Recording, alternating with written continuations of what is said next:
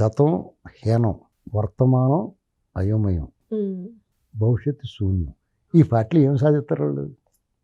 కాంగ్రెస్కి వెళ్ళినా పర్లేదు, ఆశ ఉంటుంది. జాతీయ పార్టీ ఇవాళ కాదు రేపన్నా, లేకపోతే జాతీయ పార్టీలో ఇక్కడ అధికారం లేకపోతే అక్కడ అధికారం ఉంటే ఎప్పుడన్నా ఒక పదవి వస్తుంది.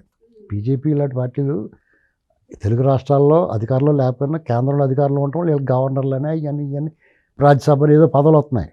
ఎవరెవరితో పొత్తు పెట్టుకుంటే కేంద్రంలో అధికారులు ఉండి ఆ బెదిరించి జాతక పొత్తులే పెట్టేసుకుని ఏదో రకంగా లాగి వాళ్ళకి పదవులు వచ్చేలా చూస్తున్నారు. ఇప్పుడు ఇందులో ఉంటే వీళ్ళకే నవారలేని మంచం ఇది. వైసీపీ పార్టీ అంటే ఒక మంచం ఉందనుకో, నవారు కానీ నొలక కానీ వేస్తారు మనం కూర్చుంటానికి. అవి ఏమి లేకుండా దుప్పటి వేసారు ఇంకో అందు కూర్చుంటే కిందడిపోతాం మనం. పైగా మామూలుగా కిందడిపోతే పర్లేదు, కీలుగుర్రం సినిమాలో ఉండి పెద్ద గొయ్యి తీసి అందులో ముళ్ళ కంచెలు వేసి ఆ పైన మంచం వేస్తుంది ఆ రాక్షసి, పైన దుప్పటి పడుతుంది అన్నమాట. అందుమే కూర్చుంటే అందు మంచి కిందడిపోతాడని. అలాంటి పార్టీ ఇది.